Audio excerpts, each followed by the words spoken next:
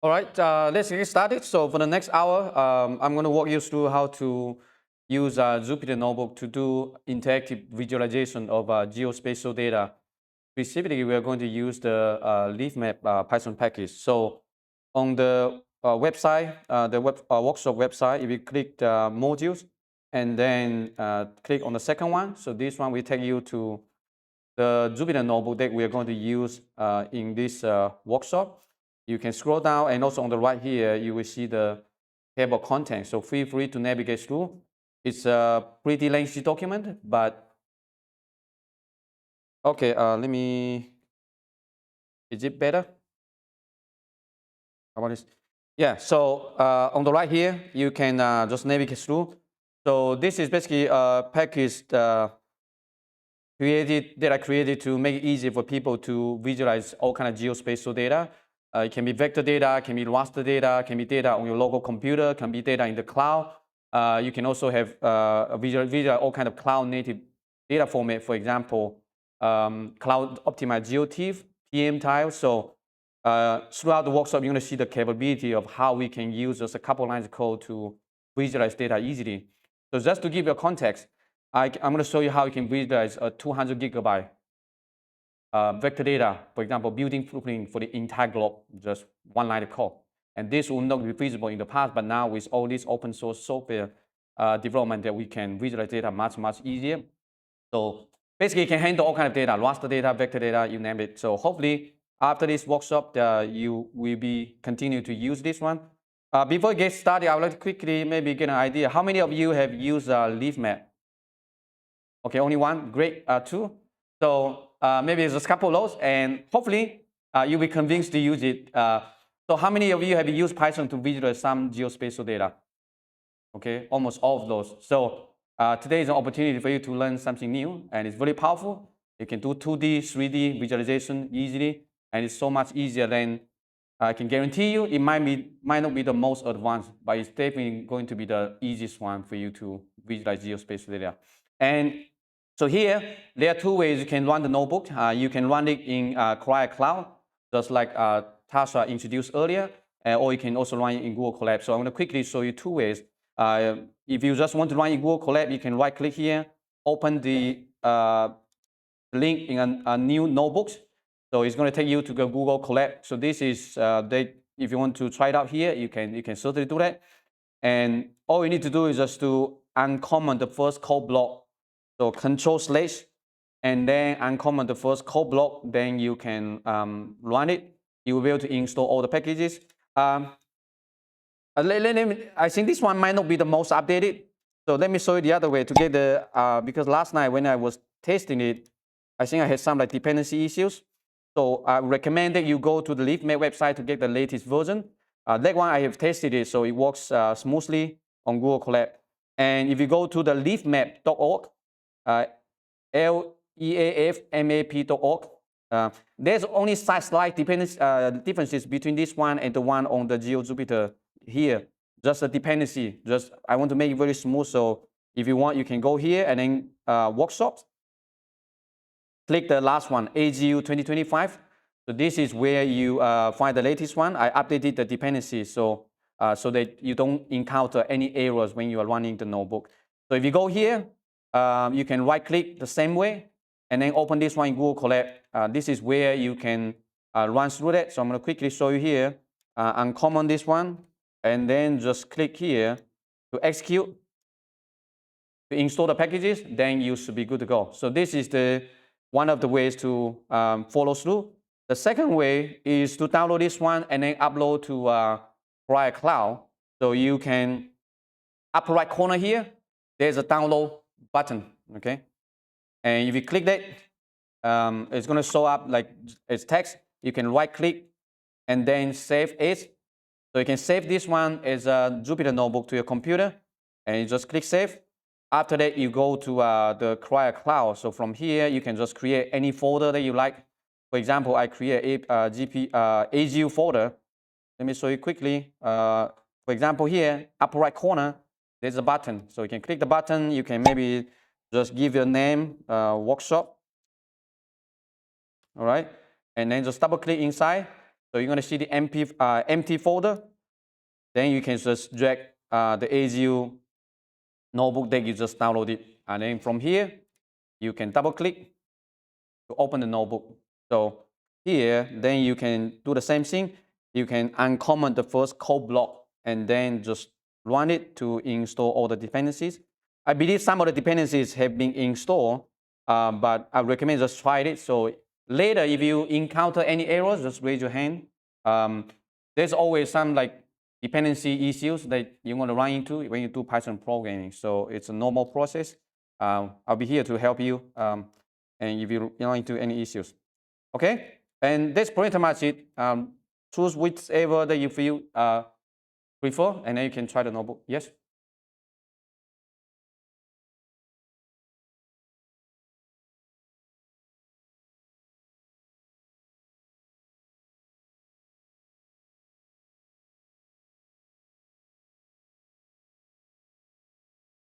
Mm.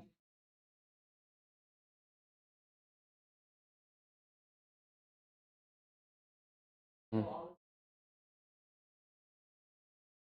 Thanks, Tasha. I'm also recording the video. You'll be on YouTube right after this, so you can come back, you can watch again if needed. So don't worry. It's going to be easy. It's very low bar. All you need is just internet access and then just click the buttons.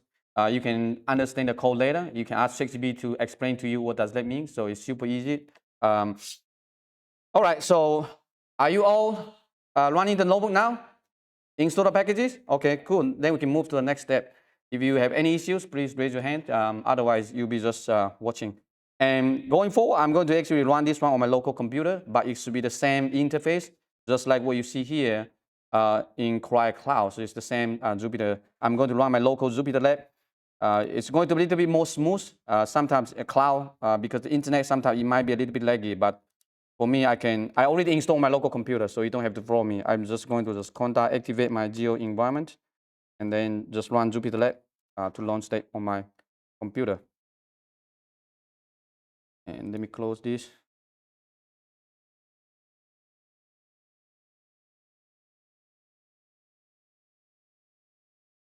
So now I have this one open, and quickly I want to show you some of the shortcuts, because this is a pretty long document.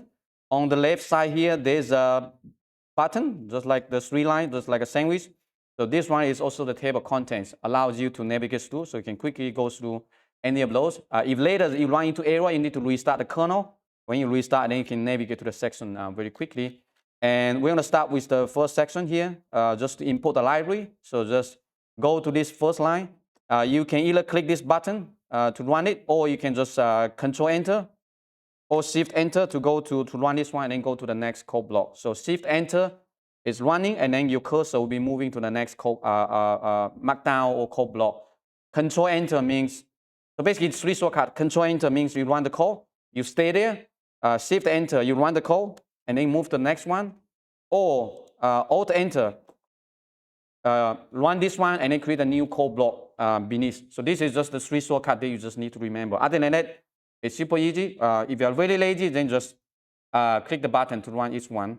But if you want to be efficient, then just use the keyboard shortcut. So we're going to use Leafmap, and then, say it again. Oh, zooming. Oh, so, yeah. So I forgot to zoom in. So 125, is it better? Okay.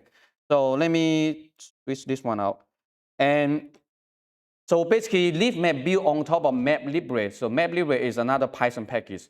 And then MapLibre Python package is built on top of the MapLibre JavaScript library. So what we are trying to do here is to bring in the JavaScript mapping functionality into the Jupyter Notebook environment. But Leafmap built on top of this one makes it even easier to use. So basically, there was some kind of middleman somewhere here. That's why we import the MapLibre. And there are so many other mapping libraries out there. We have Mapbox, we have IPyLibre, we have Volume. There's so many out there. Leafmap pretty much support many of those libraries. But MapLibre right now provides the richest functionality for 3D visualization. So it's the one that's very modern. You're going to see a lot of examples through this workshop. And so very simple, well, basically just to import the MapLibre library and then import it as Leafmap. And then after that, you can just run the next code block, leafmap.map, then to create a simple map like this. And right now it's not very fancy, but you can see some buttons here. You can zoom in, you can zoom out. You can full screen if you want to. Full screen only works on Jupyter Lab. It doesn't work on Google Colab. Also, there's a button here to switch to the globe mode. So you can click this one. This is where you see the 3D visualization. So we can visualize building and all kind of things on top of the 3D globe. So how many lines of code you need to write? 2 lines. So if you ever use other mapping libraries to visualize some data, how many lines of code you have to write to create a map? Will be many more lines, right? So right now it's very easy. Also on the upper left corner here, there's a layer control, allows you to control the layer interactively. So here I can change the opacity of the map layers. You can turn the layer on and off. Later we can use it to control other data types as well. Right now this is just a simple base map. So this is so-called the vector tile. So vector tile is very powerful. It's much better than raster tile because you can zoom in, you can see a lot more details on the map. So basically the resolution is very high. So you can zoom in to anywhere here. Right now this is just using the default base map. But if you zoom in, you can see the buildings, you can see the roads. It's very, very fine detail, fine scale. But this is just a simple base map that you can create. You can customize the map. For example, you can change the center, you can change the zoom level, the pitch, the bearing, and also by default, if you want to turn in the globe mode, then you just set projection to globe, then it will change to globe. But you can always click this button to switch to the 2D mode if you want to. And let me turn it to here. So basically the pitch basically is when you can, on your keyboard, you can press control on your keyboard and then drag your mouse. And so this is so-called the pitch. Basically, it's just like you're looking, whether you're looking right above or you can looking from the horizon. So you can drag this one here. And so this is the pitch. The bearing basically is the direction between the nose direction. So if I drag this one a little bit, we see here, or you can, let me show you here. Let me remove this one. So you can experience, for example, bearing. Let's say I want the bearing to be 45 degree, and then maybe the pitch, let's say also 45, okay, maybe 60. So you can experience how when you change the parameters, how the map is going to change, okay? So if I run this one again, do you see that the map is tilted, right, horizontal, and also is 45 degree from the north to the west, so north-west, right? So normally you don't really have to change, but if there's, when you are doing the 3D visualization, sometimes you want to look at a certain perspective, then you can change the parameter to customize the way that you want. Or the other way, you can, let me show you here. For example, right now I can change it to whatever way I want. So I can maybe drag somewhere here. For example, let's say I want to visualize South America, something like this, Argentina, right? So if I'm good with this one, how do you know like what bearing or pitch it is for this map? You can create a new code block here, and then since right now this is a map, it has an object, so we can just map dot view state, okay, and then Alt Enter. Here you'll be able to see right now what's the map status, okay, the center, the zoom level, the bounding boxes. You can see the pitch and the bearing. If you change it, it should be updated. For example, you move to this way, you run again, the numbers should be updating. So right now you see the bearing is 61 degree, the pitch is 60. But if I change it to slightly less tilted, you will see that maybe the pitch is not updated. There might be a bug. Anyway, so basically the ways you can customize the map, you can change different directions, whatever you want. And this is just a simple base map. Next, let's change the base map. So when you create a map, there's a style parameter allows you to change the style. So by default, it's using the COGs dark matter base map, but you can change it to a light mode, something like this. So it's the same base map, just different visualization. So this is just, if you want the light mode, you can do it like this. And also another one that's very useful is the Liberty mode. So this one is, I think, the best freely available vector tiles allows you to visualize data in 3D. So if you look at this one here right now, just showing the basic like natural Earth base map. But if you zoom in, for example, to somewhere, let's say New York City here, and if you follow zooming, you will see the building slowly showing up in 3D. Okay, then you can press Control on your keyboard, and then you can tilt it. Now you can see the 3D building. So all we need basically is just 2 lines of code. We create a map, but we change the vector tile. And this is not something you can get easy using other mapping library, for example, MapLibre or Folium, because it's pretty much just 2D. But now we can just use this to visualize. This is at the global scale, so you can zoom to any location that you like, and then just turn on the 3D mode. You'll be able to see the buildings in 3D. This is basically the building height. So for the polygons, they have the height attribute. So we can use the building height to extrude the building, so it looks like it's just like the 3D buildings.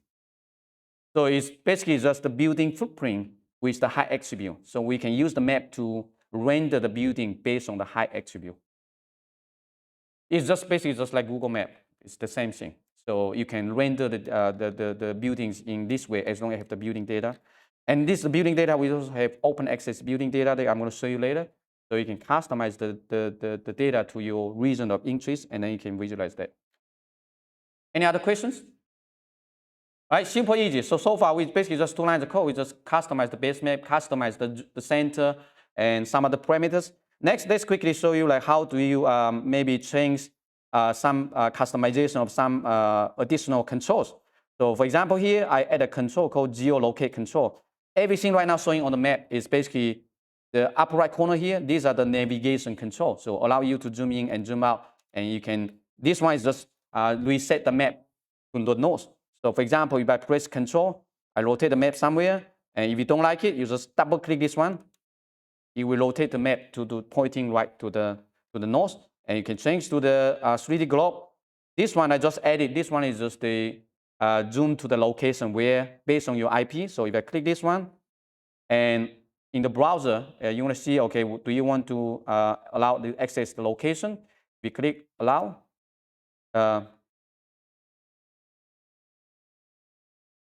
It should zoom to the location. Okay, so now you see I'm actually here. This is the point, the blue color, and this is exactly where we are right now. But there is a kind of a circle, so this is similar to Google Maps. Sometimes allows you to zoom to that particular location. And you can, if you don't like some of the control, you can turn off some of the other control. For example, I can just add just the full screen control, so I can remove the control from there. You can think about everything on the map is just like let go building blocks. You can add things to the map, you can remove things.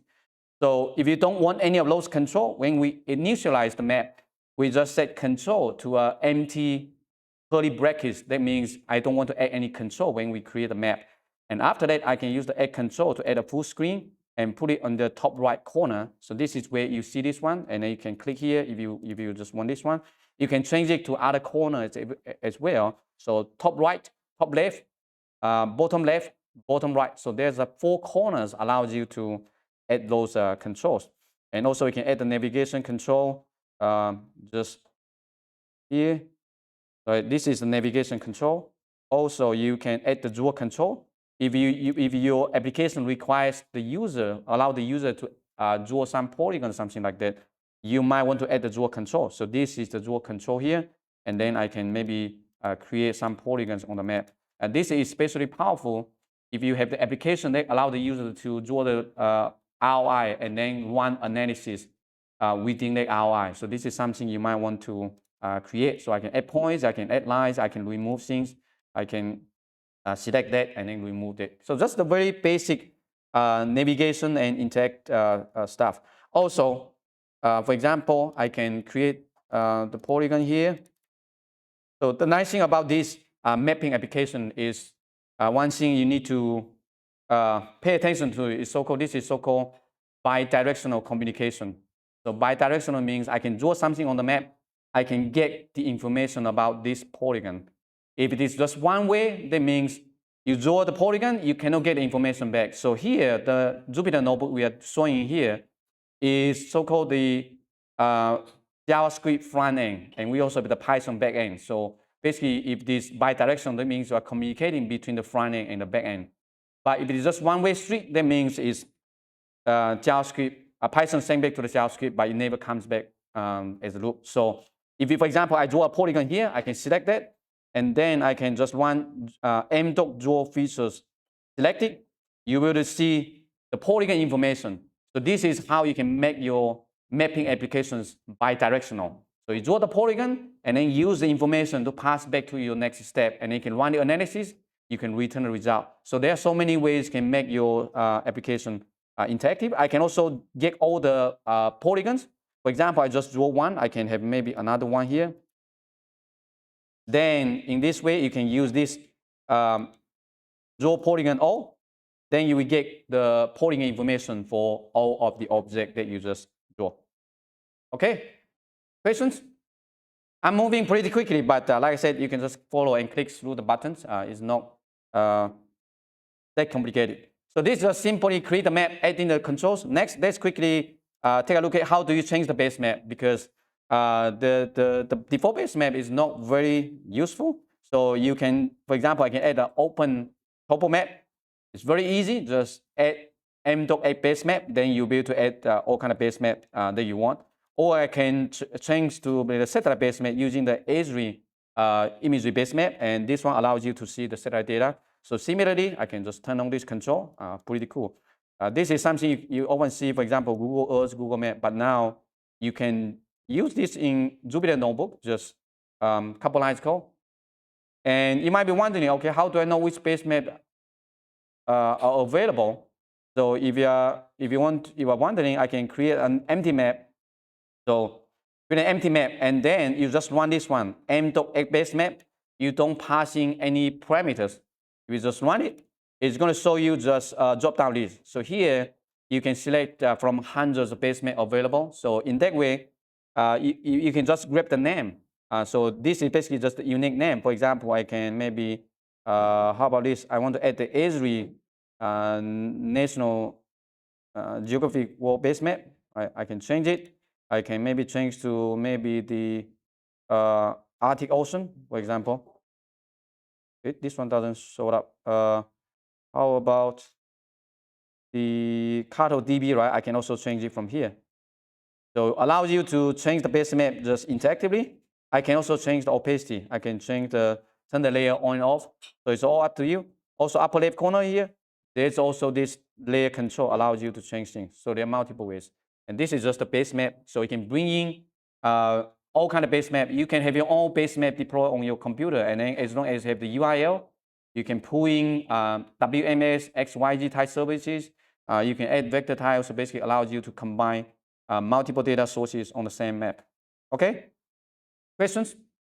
Also, the next one is basically showing you how to bring in XYZ tiles. So for example, I can bring in the Esri base map. So all you need, not the Esri, it's the national map base map services. So all you need is just the XYZ URL. You can just Google it, find some like simple base map, but most of those are actually already integrated. So you can just use whatever maps available through the integration directly. And you can also add WMS, for example, WMS layer, web map services. So this one is like if you have, it's not showing up. Yeah, sometimes might be some internet, okay, it's coming up. And one nice thing about this compared to other mapping libraries that allows you to control the G order of the imagery. So you see here, I have this WMS base map imagery here, but I can put it beneath the label, beneath the row names and the street. Commonly in other map applications, when you add the layer, it will be added to the top. So you will cover all the labels. You will not be able to see the rows and other stuff. But it allows us to choose, for example, the before ID. So before ID means where do you want to put this one before for example, the arrow will fill, basically the label name. So in that way, the imagery is beneath all the row names and street names and other stuff, rather than putting everything on top. For example, if I don't put anything here, you will notice the difference. Oops. Dip here.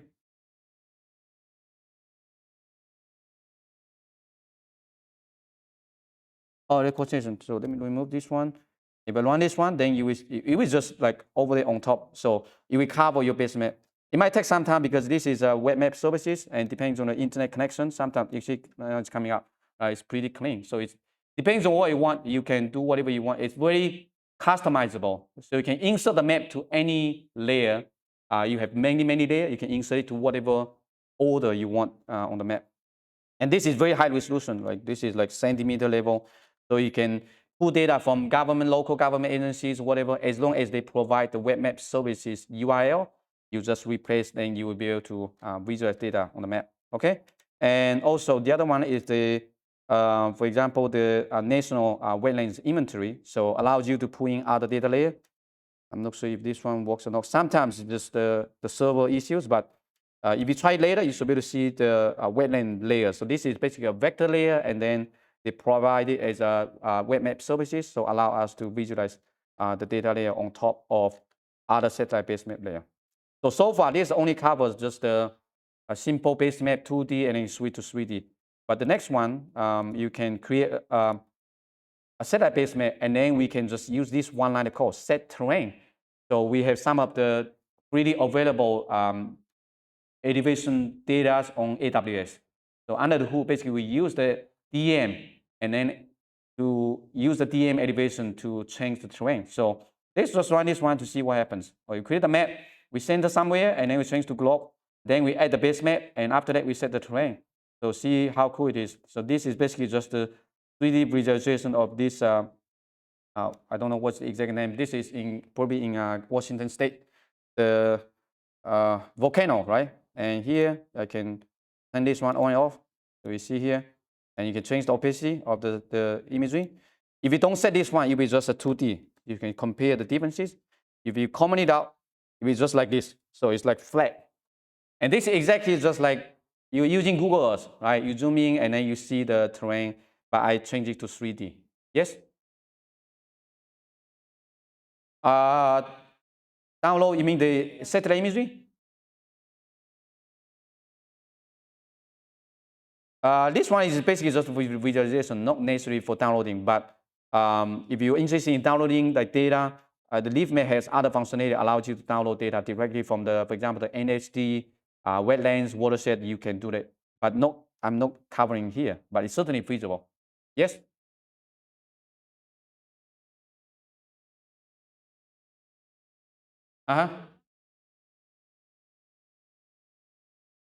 Yes, as long as it's the standard web map services. So if I go back to here, let me show you. No, ArcGIS provides so many different types of web map services, but as long as you can provide some of these kind of standard ones. So if you see here, this is just the standard web map services. So if they can generate a URL like that, you can put it in.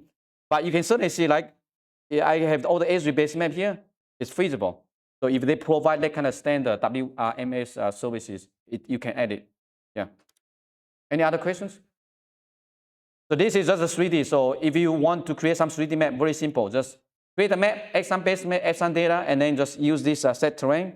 And it's pretty nice. So you can basically just extrude the terrain and make it look much better. You can zoom into any location. So it's just not just for this single area.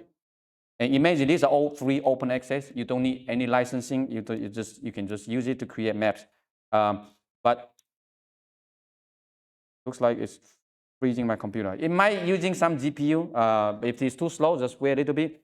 If sometimes it's not working, you can restart the kernel and then just re-import the map. Wait. Interesting.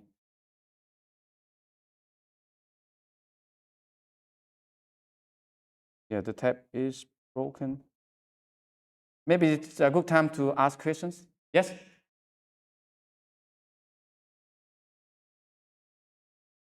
I think normally you want your browser to have like hardware acceleration to be able to use some of these a little bit faster. Otherwise, it might be a little bit laggy. But I don't think we have set any like specific minimum requirement, something like that.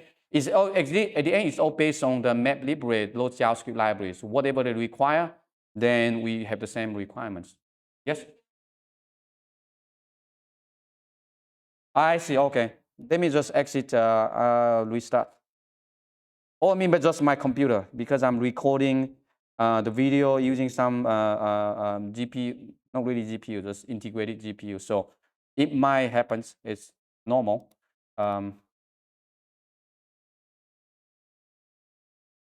I cannot even close it. Anyway, I'm going to force it shut down, so I'm going to restart.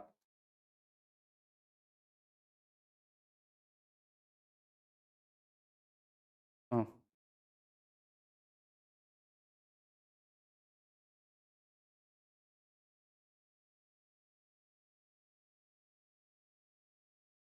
So if it just happens like this, then when you restart the notebook, you don't need to run through all the code blocks again. All you need is just go to the first one and then import the library. That's it.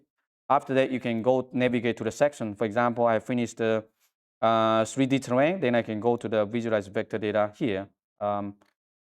3D terrain. Yeah, 3D buildings. So I'm going to go to the next one to visualize the 3D buildings. Let me zoom in again. So here, for the 3D buildings, you can see here just one line of code. And under the hood is using the Overture Maps open access building for the entire globe. And this one here that you are seeing, it looks pretty simple, just one line of code, but we are visualizing over 200 gigabyte vector data, and it's pretty powerful. And these are freely available, so you can download the data for your area if you want to. You can run analysis, you can visualize it, you can extract the data. It's very, very powerful. And this is the new initiative by some of the big tech companies, Facebook, AWS, TomTom, and it's provide data for buildings, roads, and places, point of interest. You can just Google it, you can find the information. So Leafmap is just under the hood, pulling the data, so allows you to visualize any location. So if you zoom out and then move to a certain location, it will pop up the buildings again. Not all the buildings around the globe have the height attribute. It's not complete, but for large cities, most likely you're going to see the buildings. If you hover your mouse, you're going to see the height attribute. So you can see the name, sometimes what kind of building type it is. So it varies. So basically, the attribute information varies, but it's the base of freely available data set, combining OpenStreetMap and some of the AI driven building footprints from Google, Microsoft, so Azure. So it combines a variety of freely available building sources to provide you a comprehensive building data set. And so we can just use the Leafmap to visualize it using just one line of code. Very, very powerful. And this file is 200 gigabytes. And you see, there's not really much lagging here because it only pulling the data using the HTTP range request. So it depends on the area you're looking at, it's going to just pull that small piece of data, not loading the entire 200 gigabyte of file into your browser. So try it out if you're interested in. Also, you can do 3D indoor mapping. So if you have some like building polygons like this, so this is traditionally you would do using, for example, a map Folium, for example, or GeoPandas, right? So you can just visualize in the floor plane like this. It's not very fun because you cannot press Control, you cannot drag and to do the 3D. But using Leafmap, we can add the GeoJSON, and then we can see something like this. So it look much better. Then you can see the floor. So if there's someone that's working on like 3D visualization of buildings, this is much better. So you can customize the color, you can change all kinds of things. You can customize here. They're a little bit more like code. These are using basically the MapLibre style specification. So you can change, for example, the extrusion color. You can get the attribute, so you can customize the layer property of visualization based on the attribute from the data. So pretty powerful and easy to use. And you can visualize all kind of vector data, point, lines, and polygons. So quickly, I'm going to show through here. Very simple. I'm going to create a map, and then so when you visualize the vector data, you can visualize data on your local computer, or you can just point to a GeoJSON files in the cloud, or you get GeoPacket file. It doesn't matter. So here I'm just pointing to this global cities files, and then just add vector. That's it. So create a map, add vector, display the map. If you want some pop-up, I can also use the pop-up. So the pop-up, you're going to pass in the layer name, right? Because we create a layer for cities, and then we have add the pop-up. So now if I zoom into here, I can press your mouse on the map, you will see the pop-up from the map, right? So this is something certainly very easy to use. You can customize color, you can customize all kinds of things. And I'm sure you have used some of the mapping libraries to visualize points, right? Many of those, you probably need to write a little bit more lines of code to get to his. But for now, so think about here, the leaf map is very simple. Egg vector, egg raster, that's it. Those are two functions you need to remember. Whatever data you want to handle, just egg vector, if it's vector data, it can handle all kind of format supported by GeoPandas. So anything that GeoPandas can open, we can pass in here. We can visualize line data. So just pointing to a line, for example, this is just the undersea cable, internet cable between different continents, right? So I can visualize them easily here. I can click on the map. I can see the information. So this is line, and then this is polygon. This one is just the polygon, but we have visualized them in 3D. So for example, this one is just a simple GeoJSON file with country boundaries, and the country has a population column. And then, so all we need to do, okay, add data. So this is the one to create a Choropleth map. You can also use egg vector to just create a simple without 3D extrusion. But if you want the 3D and also want to create automatically a Choropleth map, you can use this way. So right now, we are just using the add data, and we're going to use the quantile classification. You can do this one also using QGIS, ArcGIS, pretty much similar. But here we're just using line codes, and then you can change the color map. You can also, for example, extrude it, and you can have a scale. The scale basically means it's going to extrude from the ground. So sometimes if the population is too high, you might want to divide it, the number, or if it's too small, you might want to multiply by the number. You can customize it. So here you can see, pretty cool. So you can see the population distribution around the globe, and I can switch it just to see the 2D as well. I can change here. Right. So super powerful. It's basically just much easier to use. You don't need to write many lines of code. And you can change the color map. For example, okay, I don't like this color map. I want to change it to something else. If you use a MapLibre, so all the MapLibre color map can be using here. For example, you change to a jet, and you can change it. It's going to re-render the map. It should create different colors.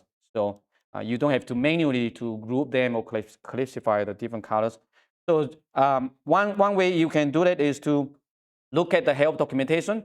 If you're in Jupyter Lab, you can place your mouse within the function name here, and then just press Shift tab on your keyboard. It should bring up the help documentation. So this one allows you to see the details. It has a lot of parameters, allows you to figure out like what it is. You can see some parameters, and also everything is open source. If you are really interested to see like behind the scene how this one is implemented, I can go to the Leafmap website here, and then go to the API references. Then I can go to the MapLibre here, and from the right here, you can see the function. For example, the function is called add data. Right? I can click the add data, and this is the function definition. If you scroll down, you can see the source code. So this is how it was implemented. So you can certainly just grab the source code, and then you can customize it if it doesn't suit your needs. Yes? Shift and tab TAB. I'm not sure about Mac computer, but on Windows, I'm not sure about Windows as well. I'm using Linux, so it's Shift tab on my keyboard. Those are just the common Jupyter keyboard shortcut. And you can also change the scheme, right? So this is just using a quantile. Quantile means like 25%, 25%. So basically the color is kind of evenly distributed, but you can see the different classification scheme here. For example, I can change it to here, the scheme. So you can have like quantile, equal interval. For example, if you just use the equal interval, you will see the differences.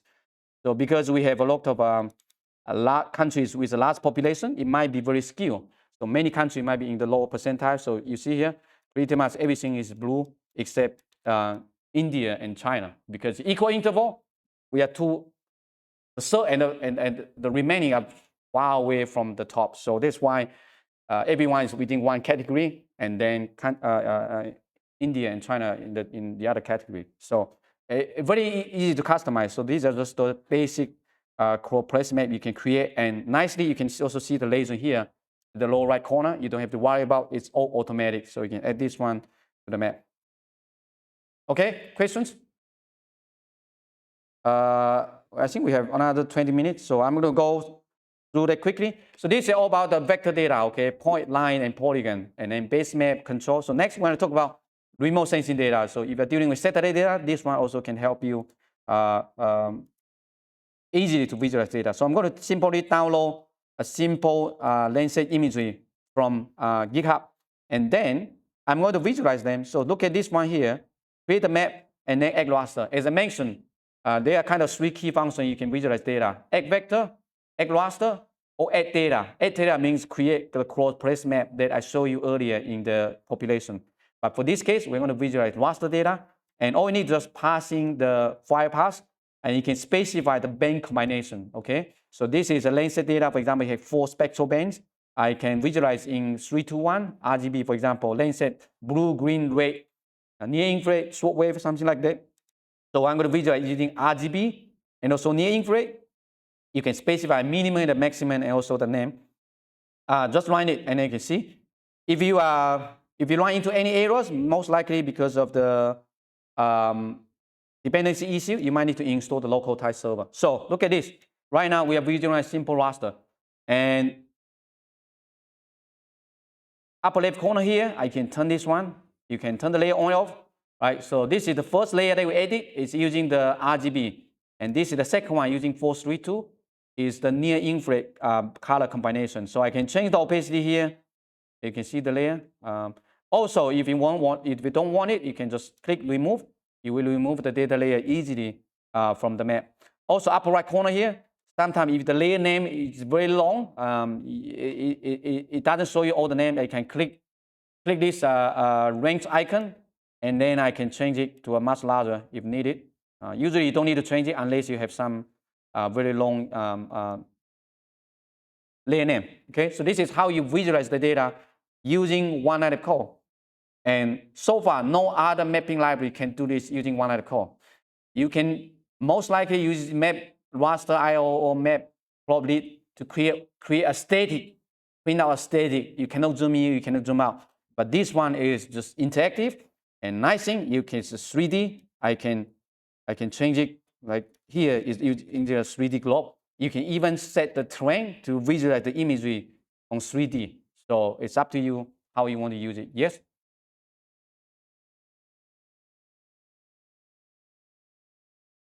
It's being handled automatically. As long as raster.io, GDAO can handle it, it doesn't matter. You will be able to reproject and then project on the map. So for this one here, I'm not quite sure what exact projection, but it doesn't matter. You can handle any projection. But you do need to have projection. If you don't have geo-reference, then it doesn't know where to plot. But it can be UTM, it can be other equal area projection, it doesn't matter. As long as raster.io can handle it, you can plot it. Yes, here we're loading multiple imagery in here. Even it's the same imagery, but I'm showing in different band combination. But you can just envision you are adding 2 different data layers. Oh yeah, you can add different tiles. So it doesn't have to cover the same area. You can add another one covering another area. You just add as another data layer. So it's very, very flexible. And this is just adding the local raster. I can add another one here. For example, I can add a DM. So I'm going to download the DM. And then, looks like the internet is a little bit slow. Okay, it's done. Then I can add the raster. So this one is a single band. So the reason I want to show you is like satellite data basically have 2 different types of data. Either it's a single band or it's a multi-band. So the satellite image I show you is a multi-band, but this one is a single band. A single band allows you to change the color map, okay? So I can set the color map here to terrain, and this one is the same color map utilized by MapLibre. So if you use MapLibre, you know this. You can change it to anything that's supported by MapLibre. For example, I can change it to maybe cool, warm, and you run again. It should change the color. So it's super flexible. And you can change the minimum, the maximum value as well. It's up to you how you want to customize it. So this is for visualizing data locally, but we can also visualize data directly in the cloud. So you can host the data. For example, I hosted the data on GitHub. I just put 2 files on GitHub. I don't have to download it, but I can use the add code layer. So add code layer means add cloud optimized GeoTIFF layer. So this one utilizing a TiTiler. So there's a middleman somewhere called a server And we basically use the TiTiler to render the tile, and then we get the tile from that. This one is using a demo server, so if too many people are visiting that, it might not work. Right now, you see it's like no, it takes a while. It's normal because it's not a production server. I just have a demo server hosting on Hugging Face, but it's a nice way that if you just want to visualize data in the cloud and you don't want to install a lot of dependencies, then this is the easiest way. It's very lightweight. All right, it's taking a while. And both the egg code layer and the egg stack layers, they are the same. So they basically utilize the TiTiler to render the tile. Probably because too many people, I'm going to stop this one. Yeah, it doesn't work right now. But I can change it. You can try it later. It should work. So I'm going to change it to another one. So for example, I'm going to say import OS. You don't have to follow me, okay? I want to show you the results. See, just make sure that it works. So I'm going to set to a different TiTiler here. I'm going to use TiTiler endpoint. And then I'm going to set to another one. After the workshop, you should be fine because I can restart the server so that no people can oops.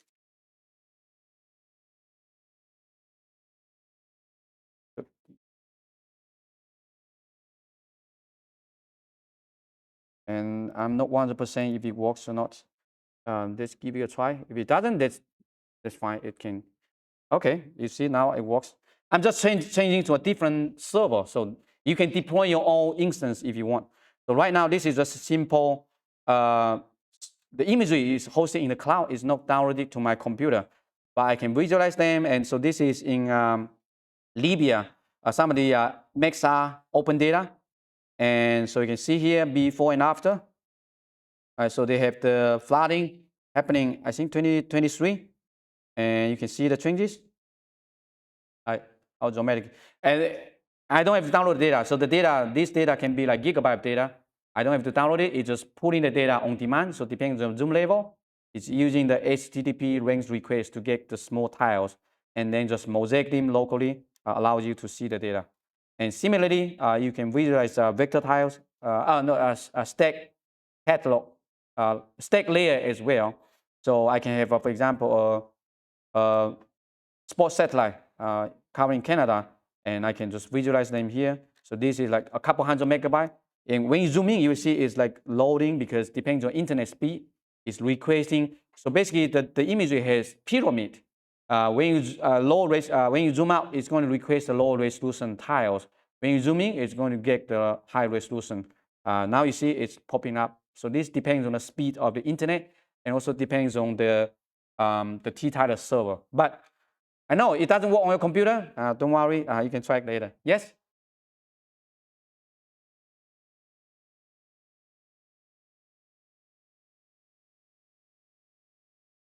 I'm not seeing the base map. Yes, that's just because too many people requesting, so the request being denied, so it's just empty. But if you go to the upper right corner here, and then go to the more tools, developer console, you will be able to see actually whether there's any errors or not. So if you go this one, click here, and if I drag down, you will see that fail to load sources, blah blah. That means just the server. Yeah, it's normal. It's expected because everyone is connecting to my TiTiler instance hosted on Hugging Face. It cannot handle. It's just a free TiTiler server, so it's running here, and it cannot handle so many.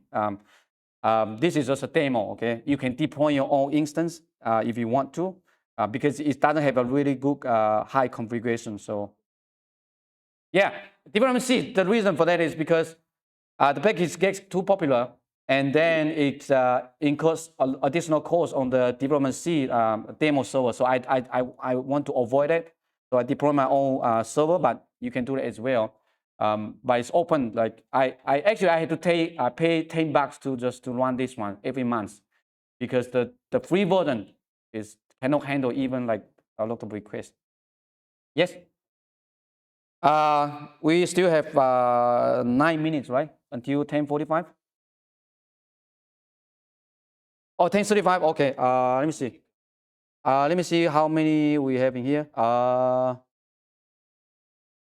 maybe another 5 minutes. I'm going to quickly go through the other one, and then we can take a break. So this maybe 10:40, then we can take a break. So like I said, there are a lot of contents. You can just run through it. I don't have time to go all of them. And this is just a tiny fraction of what Leafmap provide. You are welcome to go to the Leafmap website here.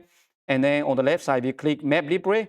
So this one shows you pretty much all we cover here, a subset of what we cover in the notebook. You can scroll down, you can see all the screenshots, what it can provide. So basically help you visualize all kind of data, add different components, animation, you name it. So there are hundreds of notebooks available, hundreds of examples here can help you visualize all kind of data.